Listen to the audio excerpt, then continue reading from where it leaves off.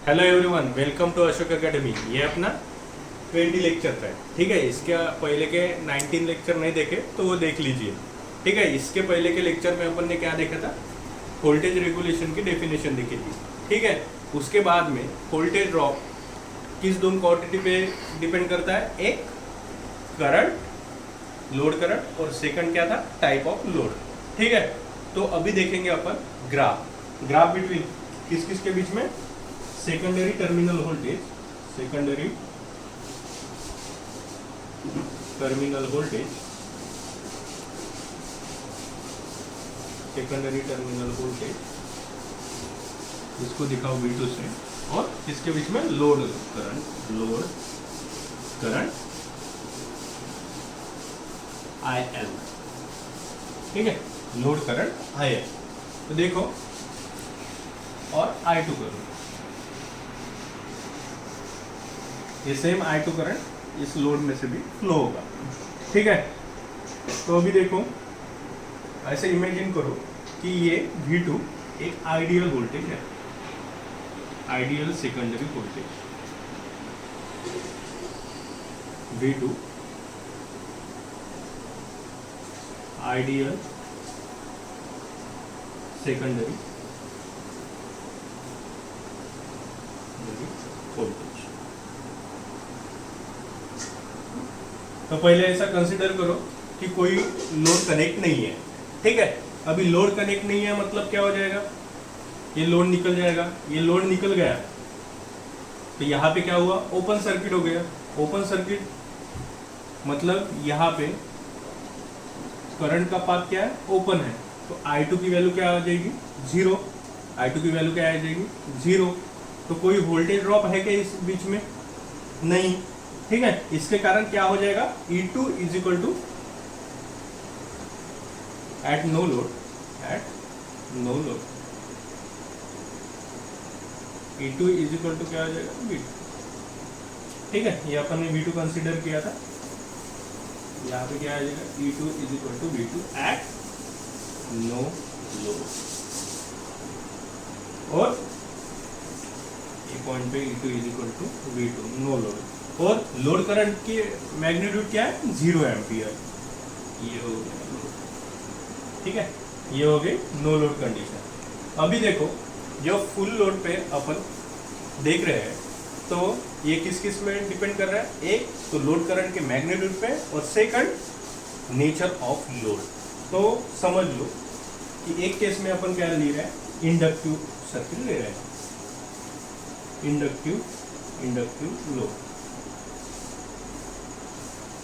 Inductive load में क्या हुआ, मैंने बताया था प्रीवियस लेक्चर में, इंडक्टिव लोड में क्या रहता है, E2 हमेशा V2 से क्या रहेगा, बड़ा रहेगा, ठीक है।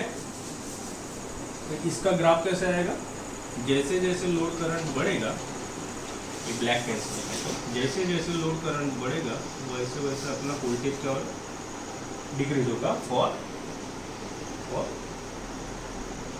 Inductive load,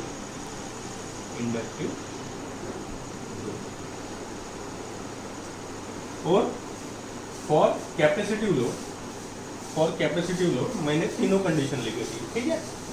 for capacitive load अपना ग्राफ क्या आएगा, ऐसे आएगा, for capacitive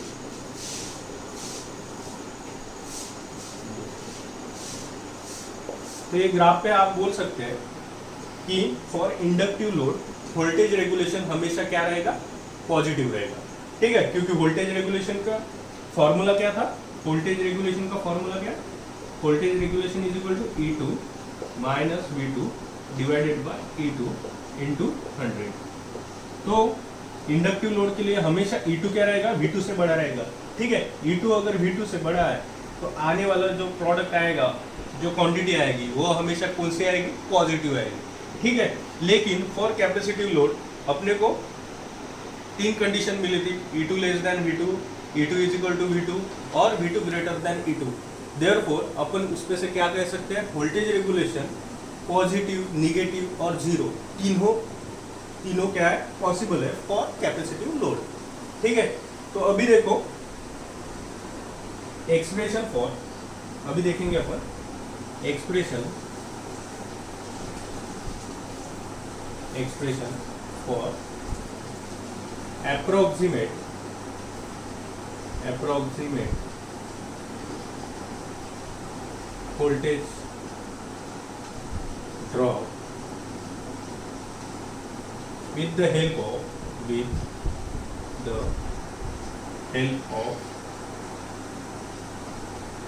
phasor diagram.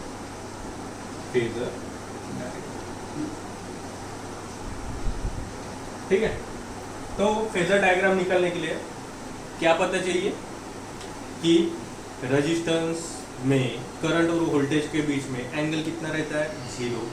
For inductor current क्या करता है, लैग करता है. ठीक है, और कैपेसिटर, देखो ये चीजें आपको क्या पता होनी चाहिए. ठीक है, अभी देखो ये डायग्राम देखो केयरफुली. ठीक है, यहाँ पे ZL हमने रेफरेंस लिया V2. ठीक है, यहाँ पे लोड कनेक्ट है, समझ लो लोड कौन सा लिया अपन ने, इंडक्टिव R प्लस JXL, ये लिया लोड. ठीक है, अपन ने क्या किया, फॉर let us consider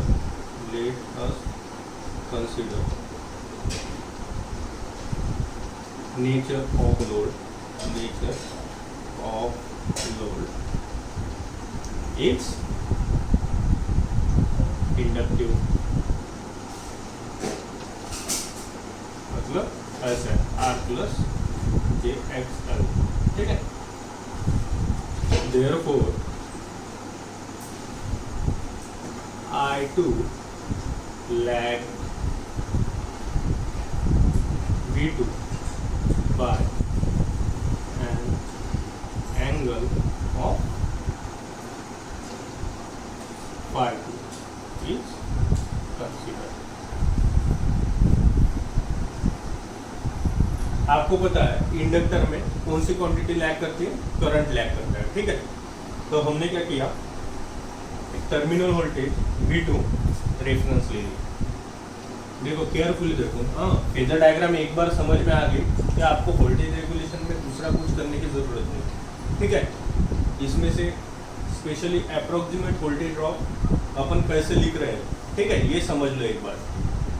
तो देखो V2 अपन ने क्या किया, रेफरेंस लिया, ये आ गया V2, ये क्या किया, रेफरेंस ले लिया. हमने लोड कैसे लिया, इंडक्टिव लोड, मतलब अपना I2 क्या रहेगा, लैग, I2 लैग, कितना एंगल, phi2. ठीक है, इसके बाद में देखो क्या कनेक्ट है यहाँ पे, R2T रेजिस्टेंस. ठीक है, total resistance refer to secondary, ऐसे अपन इसको रीड करते हैं. ठीक है, फॉर कन्वीनियंस मैं सिर्फ रेजिस्टेंस कहूँगा. रेजिस्टेंस में क्या रहेगा, करंट और वोल्टेज क्या इन फेज. ठीक है, ये आप यहाँ पे बनाएंगे विथ सेम एंगल. ठीक है, ये एंगल सेम है.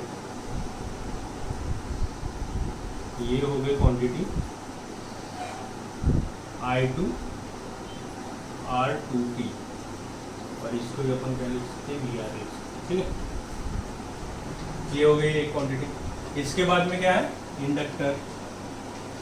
इसके बाद में क्या है, इंडक्टर क्या करता है, इंडक्टर में करंट लैग रहता है, इंडक्टिव वोल्टेज क्या करेगा, लीड करेगा करंट को. ठीक है, बनाओ 90 डिग्री लीड.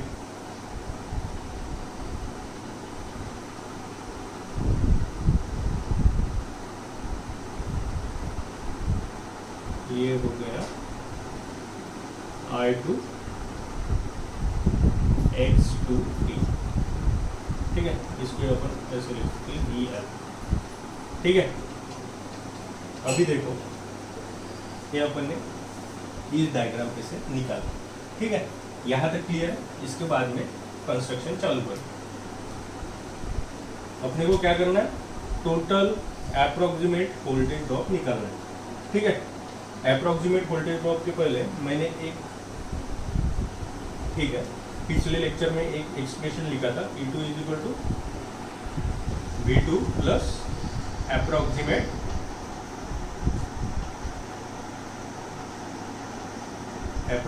Voltage drop. ठीक है, ये एसी सर्किट है, इसके कारण यहाँ पे जो एडिशन होगी वो कौन सी होगी, फेजर एडिशन होगी। ठीक है, इसके लिए ये पूरा करना पड़ेगा। अभी देखो अपन कंस्ट्रक्शन करेंगे, मैं ब्लैक पेन से निकालता हूँ। ठीक है,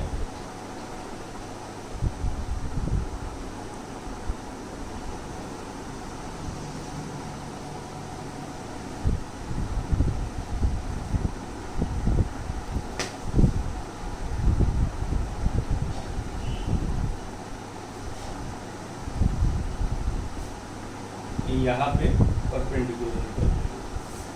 ठीक है, ये एंगल हो गया 90, ये एंगल है 90। ठीक है, तो इसको बढ़ा लो।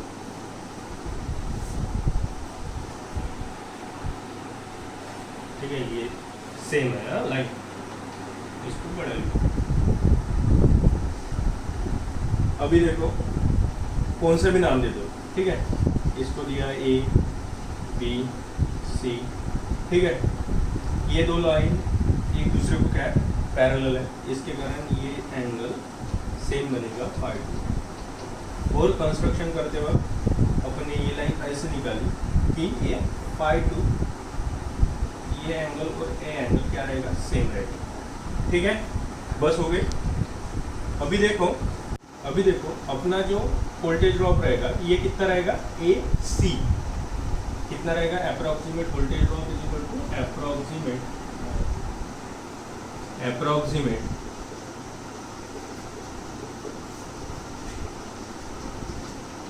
Voltage drop is equal to AC रहेगा। मतलब ये पूरी कहाँ तक, AC तक। ठीक है, एक मिनट,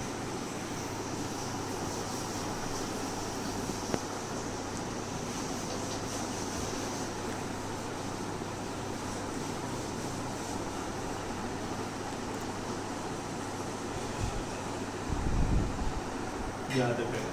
ठीक है, AC रहेगा। देखो इसको अपन कैसे लिख सकते हैं, AB प्लस BC।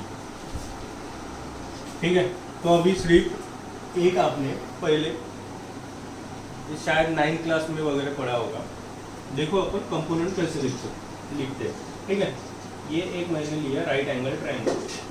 ठीक है, ये हो गई 90 डिग्री, मतलब जो 90 डिग्री के आगे की साइड है इसको क्या कहते हैं अपन, हाइपोटेनियस कहते हैं। हाइपोटेनियस का मैग्नीट्यूड समझ लो, ये A B C। 90 degree angle के आगे की साइड क्या रहती है, हाइपोटेनियस, इसका मैग्नीट्यूड समझ लो x है। वो ये एंगल हमने इंडिकेट किया फाई से। तो फिर देखो अपन BC कैसे लिख सकते हैं, BC कैसे लिखते हैं। देखो एंगल दो लाइन के बीच में है, एक हाइपोटेनियस और दूसरी जो लाइन है इसको अपन ऐसे लिख सकते हैं x cos phi। इसको क्या लिख सकते हैं, x cos phi, adjacent side. ठीक है, और अपोजिट साइड को लिखते हैं अपन, ये एंगल के एग्जैक्ट अपोजिट है ना, इसको लिखते हैं अपन x sin phi। अगर ये समझ में आ गया तो आप यहाँ पे इजीली अप्लाई करके आप आंसर निकाल सकते हैं। तो देखो AB के लिए अभी एंगल कौन सा है, ये यहाँ से लेके, अभी मैं डायरेक्ट बता रहा हूँ, ये है एंगल। ठीक है, same case, excuse me, same case है। ठीक है, यहाँ पे हाइपोटेनियस का मैग्नीट्यूड कितना है, I2 R2T बराबर है। और अपने को साइड कौन सी चाहिए, ये मतलब ये एडजेसेंट साइड, ये एंगल की ये एडजेसेंट साइड है, ये अपोजिट हो जाएगी, ये एडजेसेंट साइड का मेरे को क्या लिखना है फॉर्मूला। तो क्या लिख सकते हैं इसका, ये किससे इंडिकेट करेंगे अपन, I2 R2T cos। यहां तक समझ में आ गया, ठीक है। तो AB की वैल्यू क्या होगी, I2 R2T cos phi। अभी बची BC, ठीक है। तो देखो ये डॉट डॉट से ये मैग्नीट्यूड और ये मैग्नीट्यूड कैसा है, सेम। ये मैग्नीट्यूड और ये मैग्नीट्यूड कैसा है, सेम, ठीक है। अभी ये ट्रायंगल कंसीडर करो, जो मैं डार्क कर रहा हूँ ये ट्रायंगल कंसीडर करो, मतलब आपको बराबर आंसर आपका मिल जाएगा। ये बन गया राइट एंगल ट्रायंगल, ठीक है। ये एंगल क्या है, 90 डिग्री है। इसके आगे जो है इसको क्या कहते हैं अपन, हाइपोटेन्यूस। हाइपोटेन्यूस की वैल्यू क्या है, I2 X2T, बराबर है। अपने को कौन सी साइड निकालनी है, ये साइड निकालनी है, ताकि फिर अपन कह सके ये साइड और ये साइड कैसी है, सेम है। इसका मैग्नीट्यूड अगर 10 है तो इसका मैग्नीट्यूड भी 10 रहेगा, ठीक है। तो इसके लिए इसका एक्सप्रेशन निकालेंगे अपन। तो देखो ये with respect to this angle, ये साइड कौन सी हुई, अपोजिट। मैंने पहले बताया अपोजिट साइड का फॉर्मूला क्या आता है, x sin phi। यहाँ पे x मतलब क्या है, मैग्नीट्यूड ऑफ हाइपोटेन्यूस। यहाँ पे इसका मैग्नीट्यूड कितना है, I2 X2T, मतलब BC इज इक्वल टू क्या आ जाएगा, मतलब ये जो लेंथ है ये क्या आ जाएगी, I2 X2T sin phi 2, बराबर। इसको कैसे लिखेंगे, I2 X2T sin phi 2, ठीक है। ये हो गया expression for approximate voltage drop, ठीक है। और अपन यहाँ पे ऐसे भी कंस्ट्रक्शन कर सकते हैं, E2 is equal to V2 plus approximate voltage drop लिखा ना, ठीक है। तो यहाँ तक आ गया V2 प्लस ये क्या हो जाए, ये क्या हो गया, अप्रोक्सीमेट वोल्टेज ड्रॉप। यहाँ से निकालो, ये जो है ये हो जाएगा E2।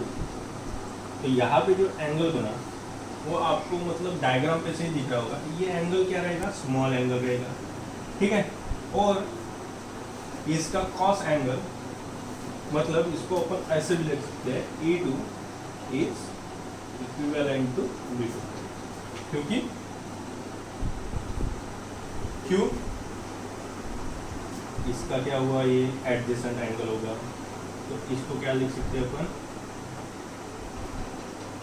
E2 cos phi, मतलब क्या हो गया, E2 is equal to V2 cos phi। और cos यहाँ पे एंगल डेल दिखाया है ना, डेल, इसकी वैल्यू क्या रहेगी, नियरली अपन समझ के चलते हैं 0.02 0.03 ऐसे कुछ ना कुछ रहेगी, ठीक है। तो इसलिए अपन ये हो गया एग्जैक्ट, इसको लिखते हैं E2 nearly equal to V2, ठीक है। ये हो गया अप्रोक्सीमेट वोल्टेज ड्रॉप। मतलब देखो ये लेक्चर में अपन ने इस डायग्राम पे से क्या लिखा, ठीक है, E2 minus V2 is equal to I2 R2T cos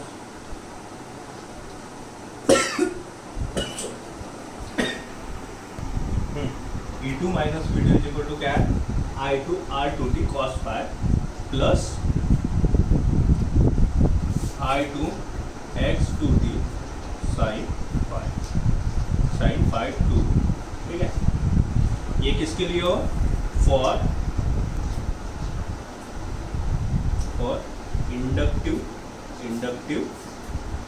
inductive load,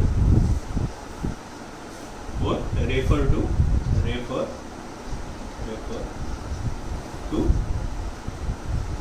secondary side,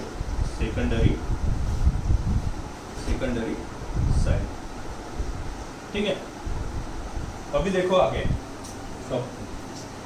हाँ देखो अपन ने देखा है for inductive load, for inductive load refer to secondary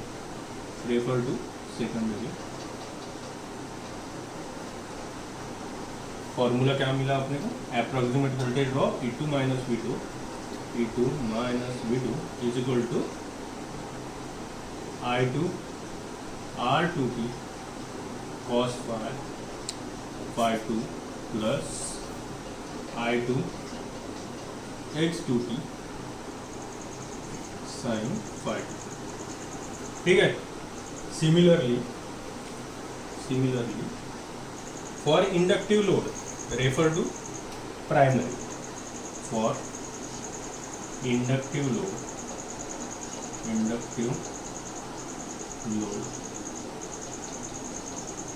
refer to primary, और inductive load refer to primary क्या आएगा, E2 minus V2 is equal to I1 R1T cos phi 1 plus, देखो sign plus ही है, I1 X1T sin phi 1।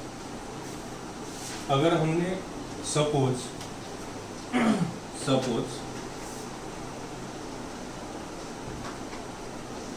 phi 1 is equal to phi 2, इसको अपन ने indicate किया phi से, तो फिर क्या आ जाएगा, ये phi 2 की जगह phi आ जाएगा, ये phi 2 की जगह phi आ जाएगा, ये phi 1 की जगह phi आ जाएगा, ये phi 1 की जगह phi आ जाएगा। ये नेक्स्ट एक्सप्रेशन है। ठीक है, ये लिखने के बाद वो लिखना। अगर आप नोट्स ले रहे हो तो पहले जो थे phi 2 था, यहाँ पे phi 1 था, यहाँ पे phi 1। ठीक है, इसको रिप्लेस करके सिर्फ phi लिख सकते हैं। फॉर इंडक्टिव लोड हो गया, फॉर अभी देखो यहाँ पे फॉर कैपेसिटिव लोड, अभी कैपेसिटिव लोड के लिए कैपेसिटिव लोड के लिए एक्सप्रेशन सेम रहेगा, सिर्फ यहाँ प्लस की जगह क्या आएगा, यहाँ प्लस की जगह माइनस, यहाँ पे प्लस की जगह माइनस, सिर्फ ये साइन चेंज होगा। ठीक है, तो फिर अपन जनरलाइज फॉर्मूला लिख सकते हैं for voltage drop, approximate voltage drop के लिए जनरलाइज फॉर्मूला आएगा अपना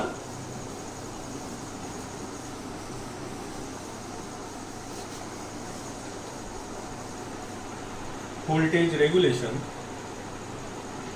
और E2 minus V2 is equal to I2 R2T cos phi plus minus I2 X2T sin phi। ठीक है, ये हो गया अपना लेक्चर नंबर 20 कंप्लीट। ठीक है, इसके बाद अपन देखेंगे एक्सप्रेशन फॉर वोल्टेज रेगुलेशन और मैक्सिमम वोल्टेज रेगुलेशन की कंडीशन और मिनिमम वोल्टेज रेगुलेशन की कंडीशन अपन क्या देखेंगे अगले लेक्चर में देखेंगे। ठीक है, thank you, stay home, stay safe.